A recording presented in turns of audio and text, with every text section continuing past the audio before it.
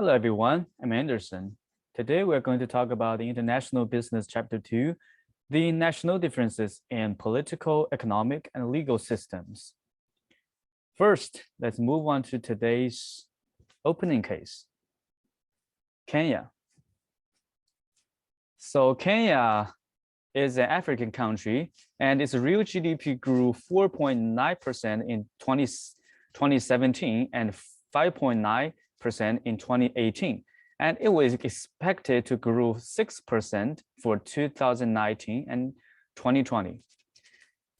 Kenya is an East Africa's economic, financial, and transportation center, and it also won its national independence from the UK in 1963, and it embraced the so-called African socialism. So what is African socialism? It is basically refers to African identity and the avoidance of social classes within its society.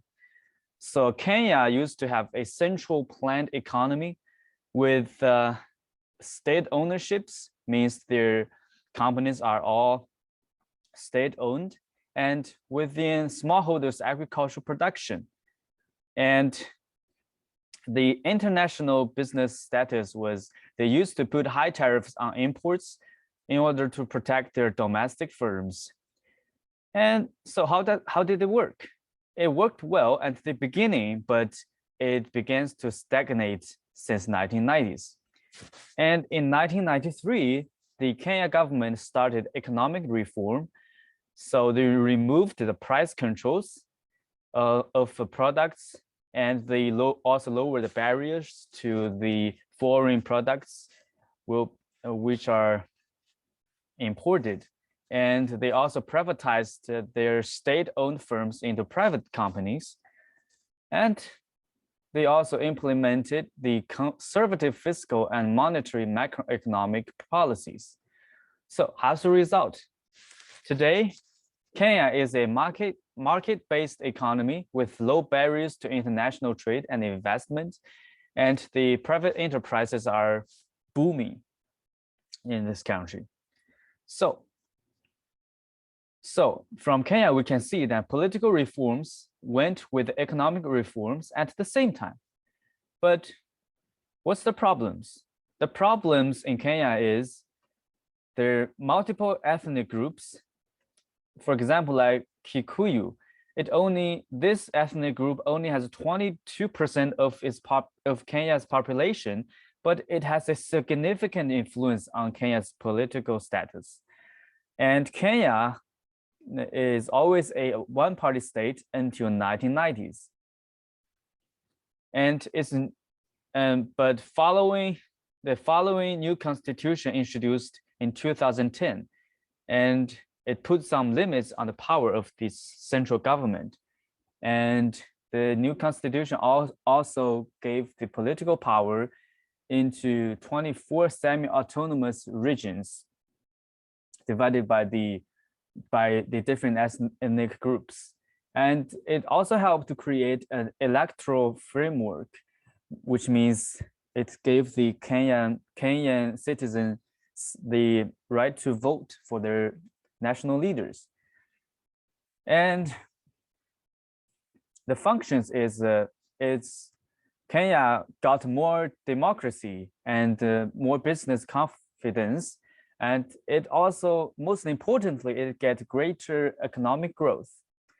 So what is Kenya's strengths?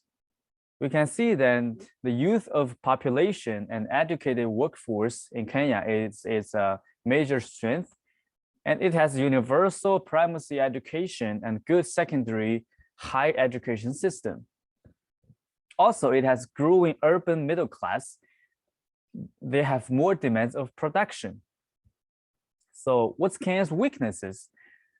The property rights are weakly protected, and also their legal title over land is poorly established, and the Kenyans can't use their land as a collateral, which means very hard to do business, to start up a business at the beginning if you don't have the startup money. And it is also difficult to start a business due to the bureaucratic procedures and corruption. It takes 126 days and 7 different procedures in Kenya to start up a business, while in South Korea, it only takes 11 days and 2 procedures. So, and the Transparency International ranked it 144 out of 180 nations on 2018 corruption index, which means Kenya is a very corrupted country. And due to the terrorist attack to Kenya, it also restricts its following development, both economical and politically. So, to conclude, despite these problems, Kenya is becoming a dynamic, multi-ethnic state with a thriving economy and a more stable democracy. So, what's the objective of this chapter? And first, we know that international business is much more complicated than domestic business because countries differ in many ways. And different countries, they have different political, economic, and legal systems. Therefore, our focus of this chapter is how the political, economic, and legal systems of countries differ. And political, economic, and legal systems are independent, as we know, and they interact with and influence each other and affect the level of economic well-being. So we'll call it political economy. Next, we move on to our steps to learning in this chapter. First, we're gonna learn how to understand the political system of countries differ. And second, we're going to study then how the economic systems differ in different countries and how the legal systems differ in different countries. And since international business is a management class, and we also will take some managerial focus on at the end of this chapter. So let's move on to the first section, political systems. The political system of a country shapes its economic and legal systems. And by political system, it means the system of a government in a nation. So, political system has 2 dimensions. As you can see on the graph, there's a collectivism and individualism dimension, and the totalitarianism and democracy dimension. And they are all interrelated. Like collectivism often goes with totalitarianism, and individualism, it often goes with democracy. But there is a large gray area in the middle, because it is possible that democratic societies have both collectivism and the individualism, or in totalitarian society and countries are not always collectivist. So first, let's look at the collectivism and individualism. What are they? So collectivism means a political system which stresses the primacy of collective goals over individual goals, which means the group's interest, the public interest is always greater than individuals' interest in a country, in this type of country. And if collectivism is valued, the needs of society as a whole are more important than individual freedoms. An individual's right to do something might be restricted because it's not good for the society or for the common good. Therefore, the idea of collectivism can be traced from Plato, expressed in the Republic, a book written by Plato. Let's move on to the next slide. So what is socialism? So within collectivism, there's a socialism. Socialism, the modern socialism can be traced back to Karl Marx. And what is Marx's theory? We can see that Marx thinks that rich people get richer at the expense of the majority, workers. Means like the workers work for the rich people and the rich people get richer, and the workers didn't get richer. And the capitalists accumulate wealth while the wages of workers force down to a subsistence level. And the workers are being expropriated, and the pay of workers does not reflect the full value of their labor. That's a big problem. Therefore, he advocated state ownership of means of production, use this to compensate workers for the extra labor that exceeded their payment. So its general idea is to manage state-owned enterprise to benefit society as a whole, rather than individual capitalist. And in the early 20th century, socialism split into two camps. The first camp, we all know, is communism. So what did communists want to do? The communists wanted to achieve socialism through violent revolution and totalitarian dictatorship. While the social democrats, they believe that socialism can be achieved by their democratic means, such as vote and demonstration. And they reject violence. But both of the camps failed during 20th century.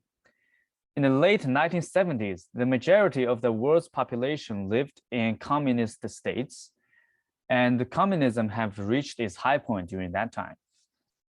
So there's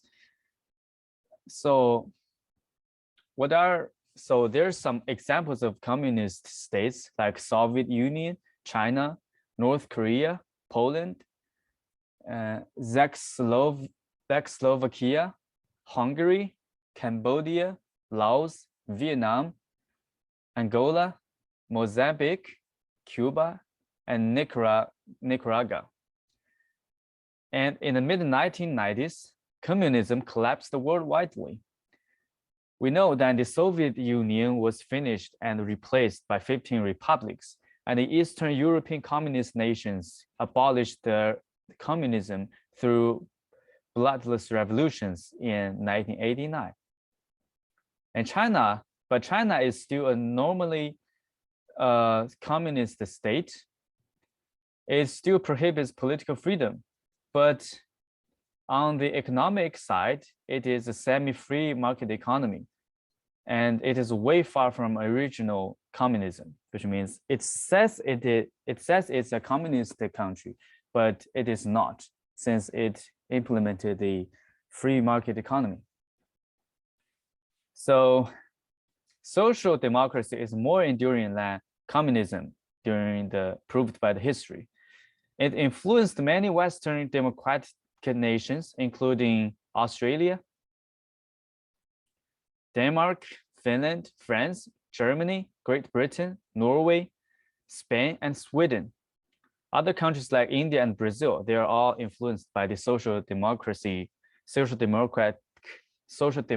democratic ideology. So the social democratic parties have often held political power in those capitalist countries. And after World War II, social democratic parties in some countries, they nationalized some private companies and they transformed them into state-owned enterprises for the improving public good rather than individual profit. And the state-owned companies performed poorly, but the state ownership firms, they performed very poorly in many countries.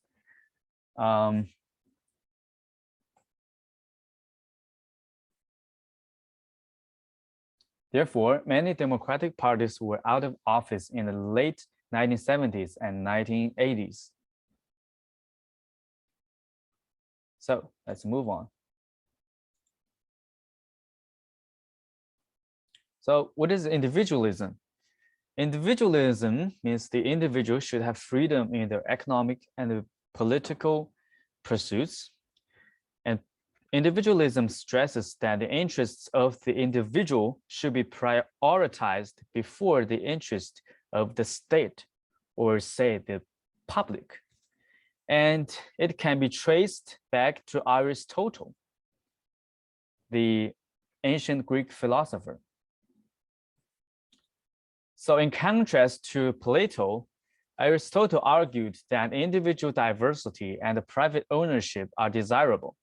Private property is more highly productive than communal property and will thus stimulate progress and motivation.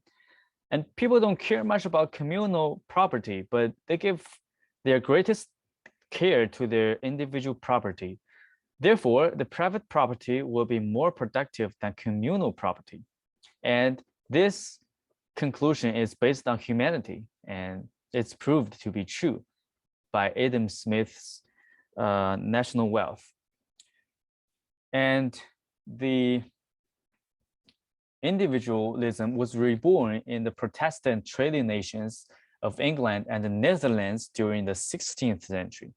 And it's also exercised a profound influence on people in the American colonies that sought independence from the UK.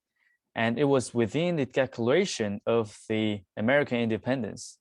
It was within the American Declaration of Independence. So there's the two central tenets of individualism. The first one is they put an emphasis on the importance of guaranteeing individual freedom and self-expression. And they also focus on the welfare of the whole society. And they think it is best served by letting people pursue their own economic self-interest. But in the contrast, collectivism stresses the best interest for society is important. So the core value of individualism is individual economic and political freedoms should be the basic components of a society, which conflicts with collectivism. And the collectivism values the public interest rather than individual interest. So let's move on to the next slide.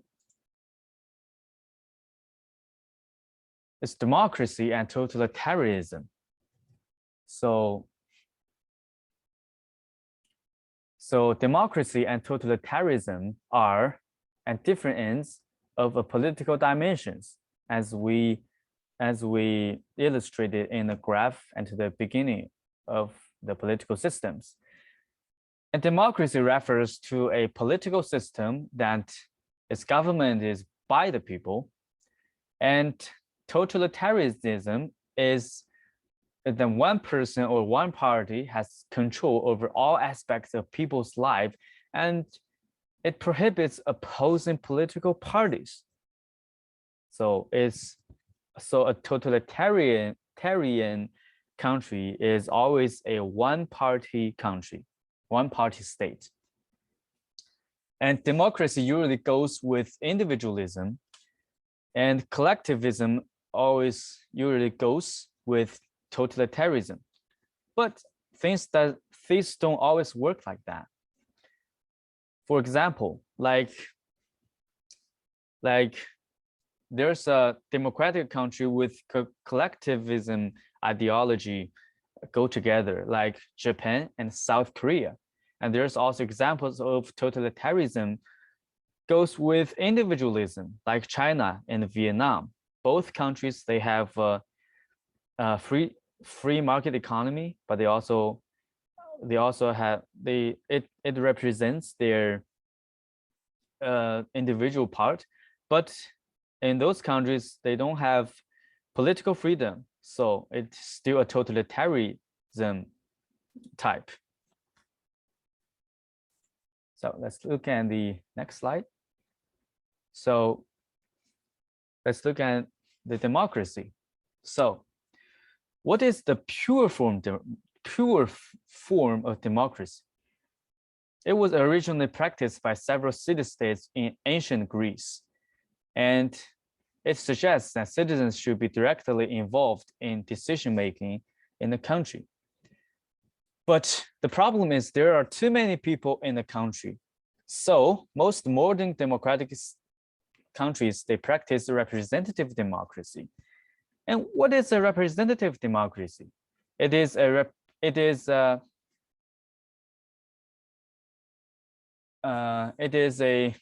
people. It's like you can vote for a person and have him to be in the office, and he will he will speak for you, speak for your interest, and you are good. And in the representative democracy, the elected representatives who fail to perform his job, they will be voted out of office at the next election. And it always works like that.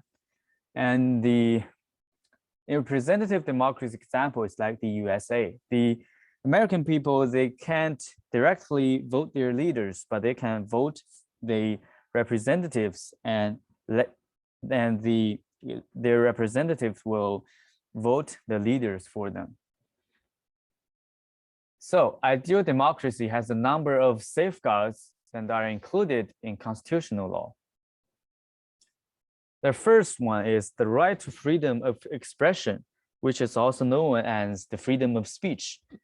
And second, there has to have a free media in the country.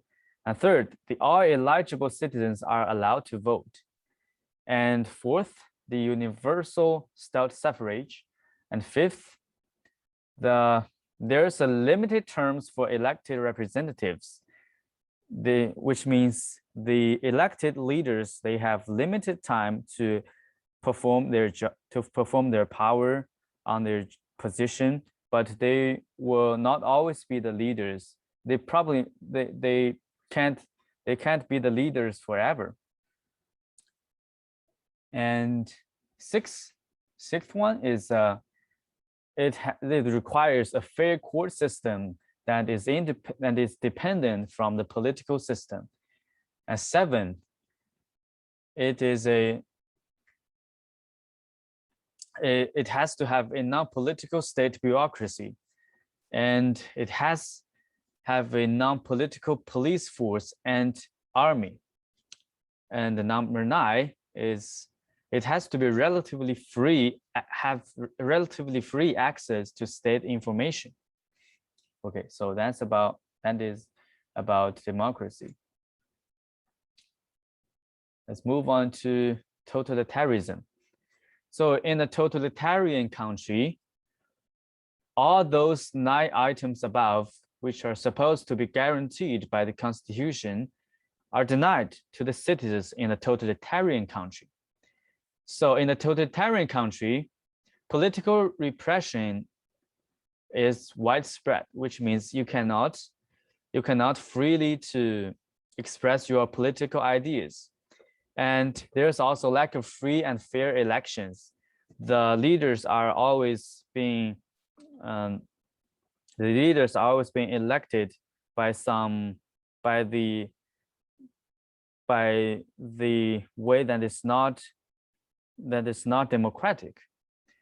And also there's a censored media. What is censored media? Which means the media has been, the content of the media has been filtered by the government's regulations. And there's a less basic civil liberties, and most of the basic civil liberties are denied in a totalitarian country. And also, in such countries, people who hold different political opinions, they are oppressed by the rulers. So there are 4 major forms of totalitarianism in the world today. The first one is communist totalitarianism. Most communist totalitarian countries collapsed since 1984. Only a few exist, like China, Cuba, Vietnam, and some other countries.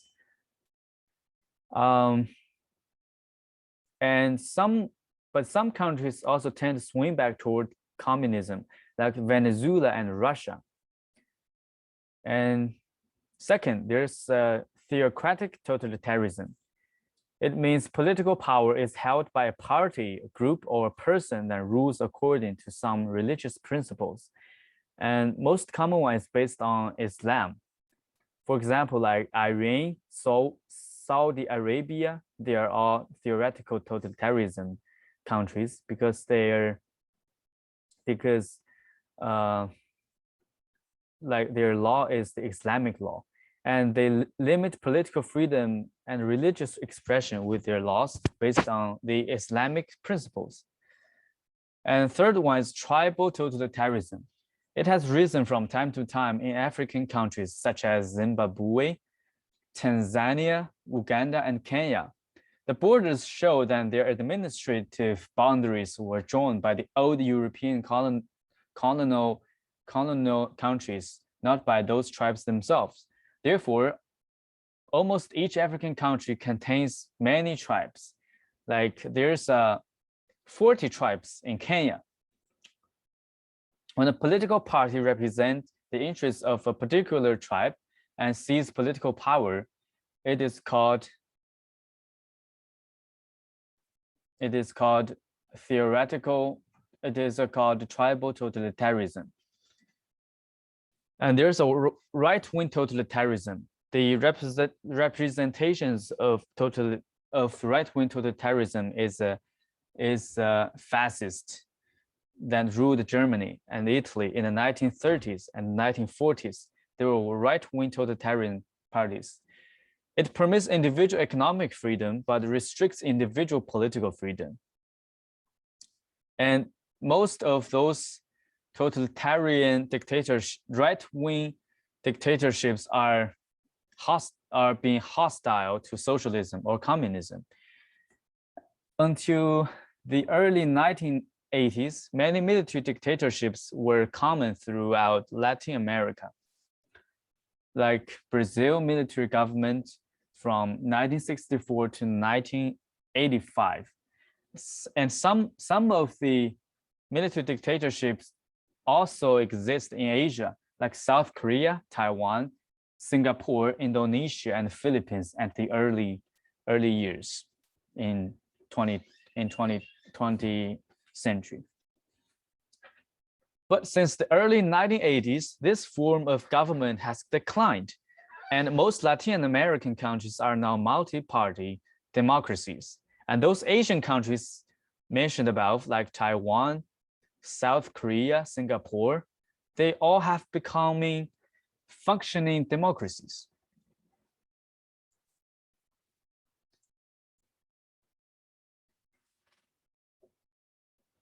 And next, let's look at pseudo-democracies. So it is a hard word, pseudo. What is pseudo? It means fake, imperfect, or illiberal in the political sense. So a pseudo-democracy, basically it's a fake democracy, or we can say it's an imperfect or illiberal democracy. Many countries in this world are neither pure democratic states nor pure totalitarian states. And so the fake democracy means that authoritarianism elements have great influence on the country. Therefore, even people's political and civil liberties are nominally admitted by the Constitution, but it is still being denied in practice, in reality. For example, in Russia, the political elections are still held and people can vote and being voted, and the independent media and press does not always publish everything according to the government's interest. But Vladimir Putin has used his power to limit the political and civil liberties of opposition parties through his control, though his control is not that perfect. But there is still voices opposed Putin, and they still try to kick him out of the office by elections. But it is a very hard work because Putin has systematically strengthened his political, legal, and economic power over Russia for 2 decades. And it is not just a challenge to drive him out. It is almost a mission impossible.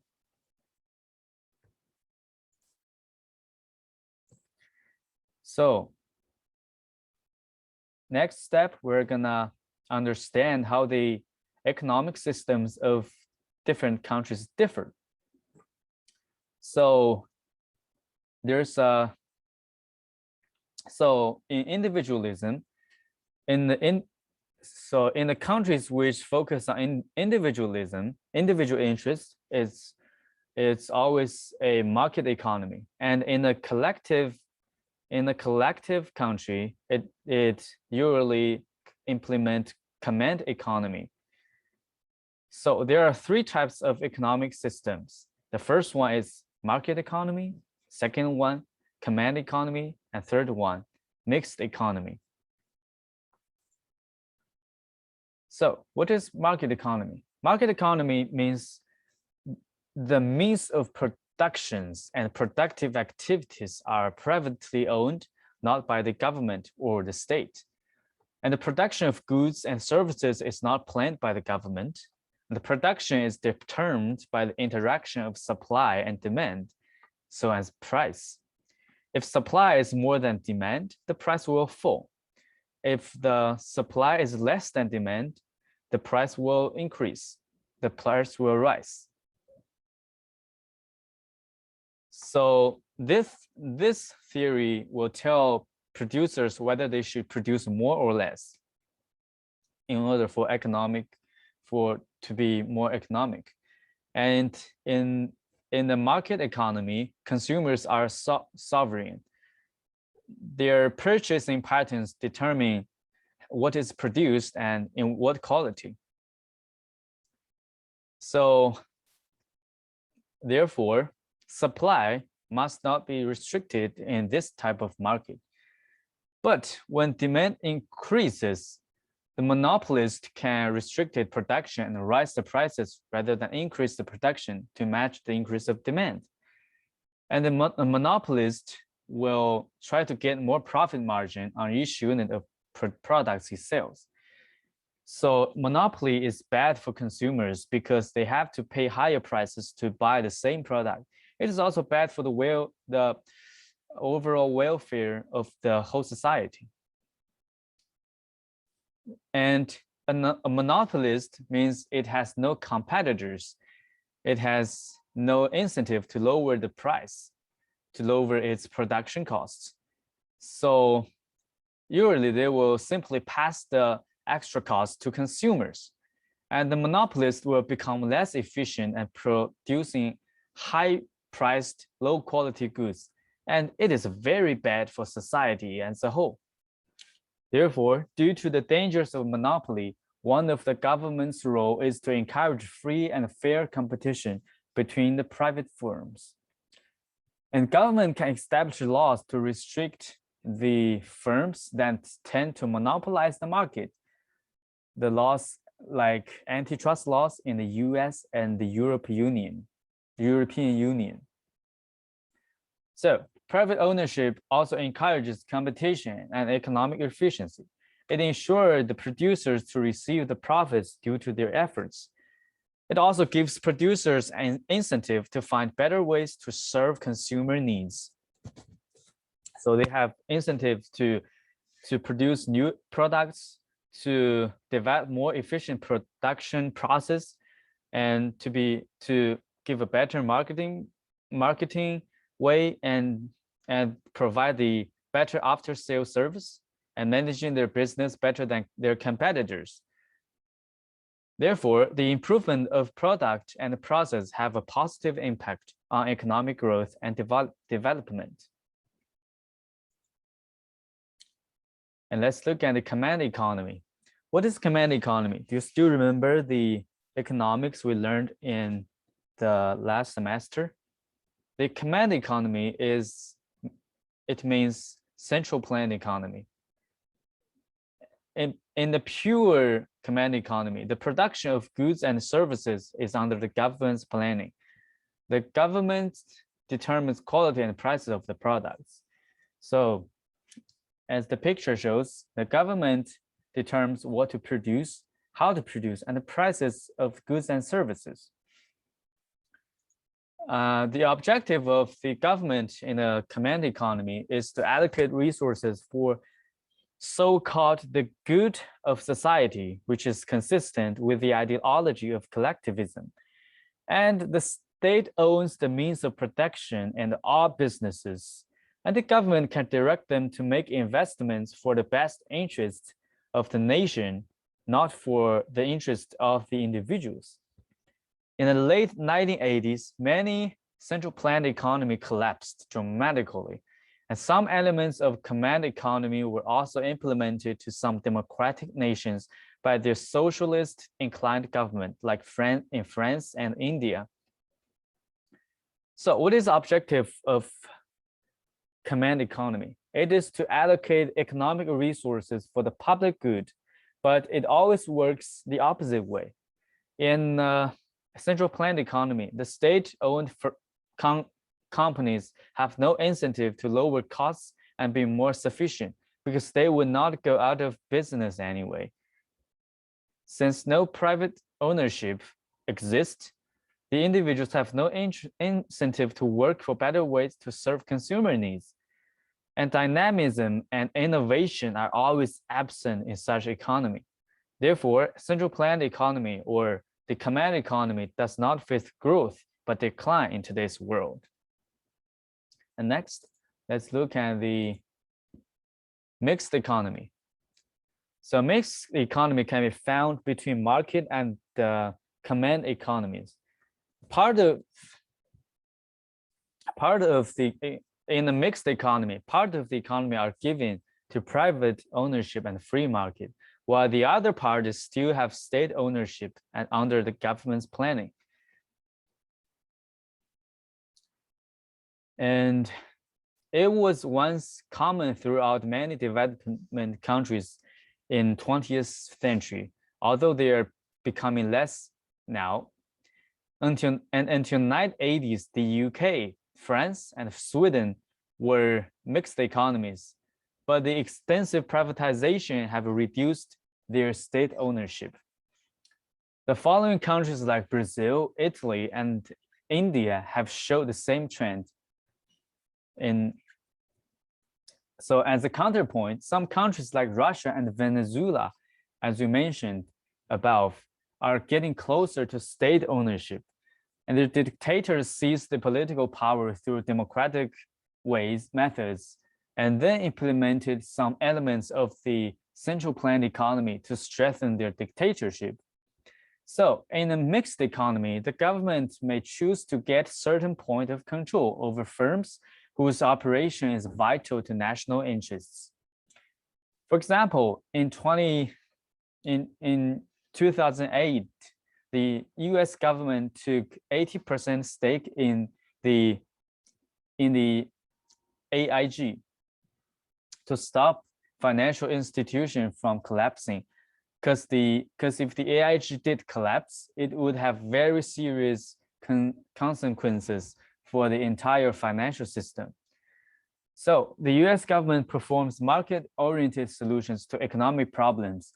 And in AIG case, its intention was to sell the institution back to private investors ASAP. It also did the same to other private companies that are in financial trouble, including Citigroup and General Motors. Therefore, the government's stake is only to injecting capital to save those troubled firms from collapsing instead of seize control over them.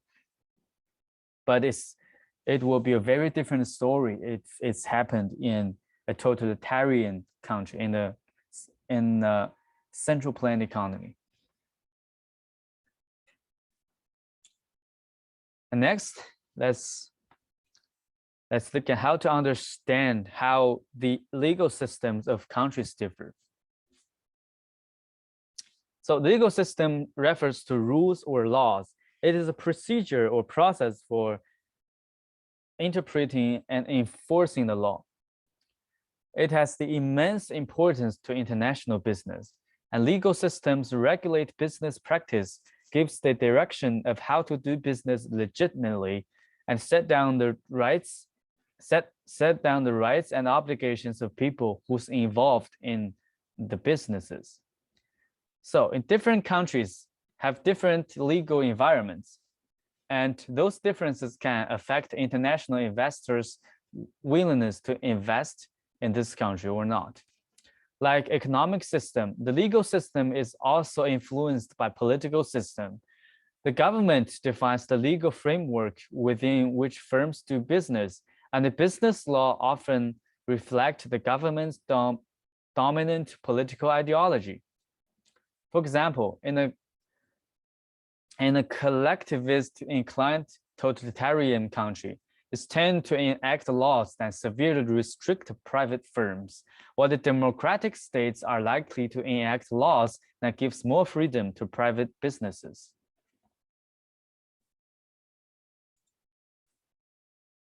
So there's also different legal system exist in this world. The three main types of legal systems are the common law, civil law, and the theoretical law. Also, the theocratic law, also known as religious law. So let's look at the common law. The common law involved in England over hundreds of years in most Britain colonies, including the United States. It is based on tradition, precedent, and custom. Tradition, it refers to a country's legal history, and precedent means the early judicial cases in the past. And custom means the ways that the laws apply in specific situations in different regions or countries. And the judges in the common law system have the power to interpret the law so that if it applies to the unique circumstances. And each new interpretation sets a precedent that may be followed in future cases. And one of the common law's strength is it has more flexibility. When the judge judges the juridical case, it has more flexibility to interpret the law differently. And next is civil law. Civil law is based on a detailed set of laws that are organized into codes, or say it's written, or we can say civil law is always a written codes or written law. So when courts judge a case and interprets civil law, it goes by the written codes instead of the precedent.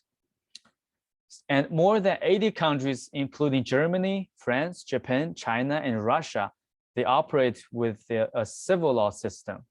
A civil law system tends to be less confronted with questions because the judges rely on detailed legal codes rather than interpreting tradition, precedent, or custom.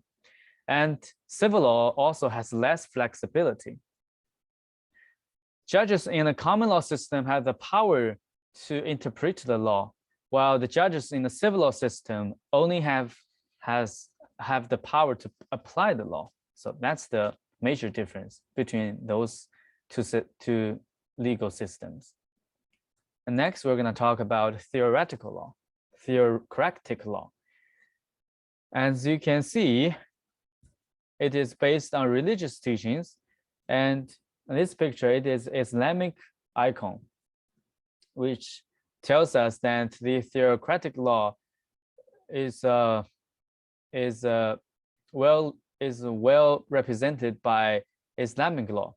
Islamic law is the most widely practiced theoretical legal system in the modern world, and also Islamic law is more like a moral rather than a commercial law, and it is intended to control all aspects of life. The foundations of Islamic law is their holy book, the Quran, and the sayings of the Prophet Muhammad. And the practice, the application of Islamic law to the modern world is being debated. So in reality, many Muslim countries' legal systems are blended with Islamic law and other legal systems like common or civil law. And Islamic law was originally concerned with moral behavior, and it has been extended to cover certain commercial activities now. So in Islamic law system, in Islamic countries, paying and receiving interest are forbidden by the Quran. It is also great sin. It's not just a mistake, it is a great sin. And it is concluded within the law in several Islamic countries. For example, in Pakistan's federal Shariat court claimed that the interest is legal and demanded the government to correct all financial laws accordingly. In 1999, the Supreme Court pronounced that Islamic banking methods should be used in the country after July 1st, 2001, which conflicts with the free market economy ideology. And let's look at the next slide, the differences in contract law. So the difference between common and civil law systems can be illustrated by the approach of each to contract law. A contract is a legally binding agreement. It's usually represented in a form as document and defines rights and obligations of the parties involved in the contract. Since common law is relatively simple, therefore, contracts in the common law system tend to be very detailed with all contingencies spelled out. In civil law system, it tends to be short because many issues are already covered in the civil code. Therefore, it's more expensive to settle contracts in a common law jurisdiction, and resolving disputes can be very adversarial. But common law system provides more flexibility to the judges to interpret contract disputes. And international businesses have to be sensitive to those differences. And approaching a contract dispute within the common law system might cause backfire in the civil law system, and vice versa. International trade has brought out the question of which country's law to apply to contracts. To resolve it, many countries ratified the CRSG. It establishes a set of rules covering the issues of commercial contracts between sellers and buyers who do business in different countries. The member nation of CRSG adopted the convention's rules as part of its law, but it only has 89 countries till 2018. Many other important trading nations are not in it, including India and the UK. So next is the property rights and corruption. In the legal sense, property means a specific resource owned by someone, and he holds a legal title over it. Resources means land, buildings, equipments, capital, mineral rights, businesses, and intellectual property. Property rights means the legal rights over the use of the resources owned. A different country differs and treats property rights very differently. But in almost all countries have laws that protected property rights. Like in China, it enacted the protection of property rights law in 2007. But many countries fail to enforce the law. Therefore, property rights in those countries are still easily being violated. The property rights can be violated in two ways. The first is the private action. The second is caused by the public action. So in private action, it refers to theft, piracy, blackmails, and the like by private individuals or groups, and they can cause the property loss to the owners. Theft occurs in all countries, but in a weak legal system, it allows a higher level of criminal action. For example, when Russia deserted communism, its legal system and police force were outdated and weak. Many businessmen were facing blackmails by the Russian mafia. They needed to pay protection money to the mafia or face violence, including bombings and assassinations from the mafia. There's about 500 contract killings of businessmen occurred per year in the 1990s. So as you can see on the slides, not just Russia, many other countries have similar experiences like US and Japan. There's used to be the American mafia used to be very active in Chicago in 1930s and Yakuza in Japan. Next is public action and corruption caused the damage, caused the loss to the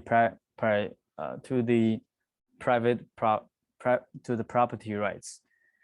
So in the public action, to violate property rights include extort income, resources, or the property from original holders. It can be done through legal methods such as demand for more tax, requiring expensive license or permits from property holders, taking assets into state ownership without compensating the original owners, or redistributing assets without compensating the prior owners. It can also be done through illegal methods, such as demanding bribes from the business people. And corruption has been well documented in every society. And almost no society is immune to corruption, which means every society has corruption within it. But there are systematic differences in extent of corruption. In some countries, their law minimizes corruption. It is seen as illegal. Once discovered, violators will be punished by the force of the law. But in some other countries, the rule of law is weak, and corruption even became a normal day-to-day phenomenon, like in Brazil in the early years, though Brazil it is now taking more positive direction to anti-corruption. According to Transparency International, business and individuals have spent $400 billion a year worldwide on bribes related to government procurement alone. It's also measured the level of corruption among public officials in different countries.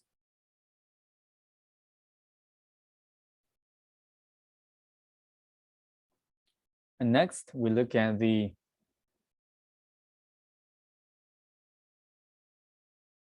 Foreign Corrupt Practices Act. In the 1990s, in the 1970s, the United States passed the Foreign Corrupt Practices Act following the revelations that the U.S. companies had bribed government officials in foreign countries to win lucrative contracts. This law makes it illegal to bribe a foreign government official to maintain business abroad. It also requires all publicly traded firms to keep detailed records that would review whether they have violated the act or not. In 1997, trade and finance ministers from the member states of the OECD adopted the Convention on Combating Bribery of Foreign Public Officials in International Business Transactions. The convention requires member states to make bribery a crime within its borders. Next. The protection of intellectual property. It refers to property that is of intellectual products, such as computer software, a screenplay, a music score, or the chemical formula for a new drug. Patents, copyrights, and trademarks establish ownership rights over intellectual property. The patent grants the inventor exclusive rights to make and sell his products for a defined period. Copyrights means it grants literature and artists exclusive rights to publish and sell their work as they see fit. Trademarks are the signs and names officially registered by the merchants in order to differentiate their products from the other companies. So the intellectual property, as known as IP, is very important in today's knowledge economy.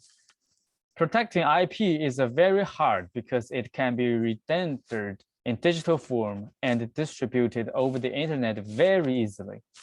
So the idea behind IP is to reward the originator of a new invention of any form, such as laws. Such laws can stimulate innovation and creative work. The protection of IP differs greatly from country to country. Although some countries have placed IP protection into their law, they failed to enforce it. Therefore, the WIPO helped 192 member countries to sign international treaties to protect intellectual property. As an example, the computer software industry suffered greatly from failed protection of IP rights. According to the study in 2012, personal computer software companies cost $63 billion every year due to the violations of the IP rights. In 1995, the WTO established a set of regulations to require the WTO members to grant and enforce patents lasting at least 20 years and copyrights lasting 50 years after the death of the author. And the companies can also file lawsuits for themselves. And they can also choose not to invest in countries which the IP laws are weakly protected. IP are weakly protected.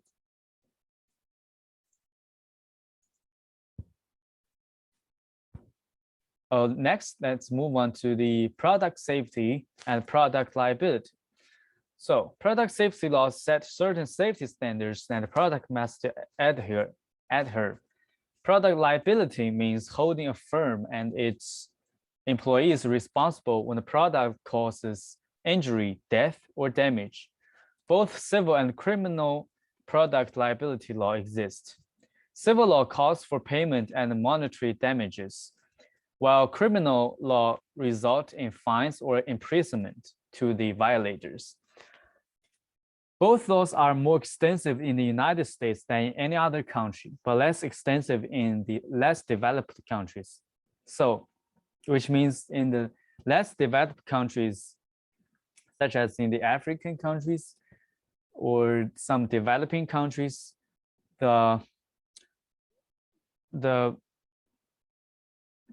laws are weakly enforced. So a question came out: should Western firms adhere their home country liability law or just go with weak local standards when they do business in less developed countries? You can think about it. So there's also, so at the end of this chapter, we'll take a look at the focus on managerial implications. So there's two implications for international business of this chapter. The first one is the political, economic, and illegal system of a country raise important ethical issues. For example, like how to do business in a totalitarian country where citizens does not have basic human rights. Corruption is the regular base, and bribes are necessary. That's the first. And second is the political, economic, and legal system of a country influence the international investors' willingness to do business there. So the overall willingness is based on the balancing of long-term benefits and the costs and the risks. So let's hold other things equal. A democratic nation which has a market-based economy and strong legal system that protects property rights and limits corruption is obviously a more attractive place for doing business. On the basis, for example, Canada is likely to be a more attractive place to do international business rather than Russia. But it does not always work like that. For example, China has no democracy within its borders. But corruption is widespread, and property rights are not well protected by its legal system. Even it implements market economy, but it still has many state ownership firms. Yet many Western firms still want to do business in China because compared to the risks and costs, the market is large, and they can ensure that their future benefits will exceed the risks and the costs. However, it is hard to reject to invest in China, the world's second largest economy, without a blink. But when this question comes to us, we can think about the best way to do it, figure out the best way to do it differently. And this is my presentation. Thank you.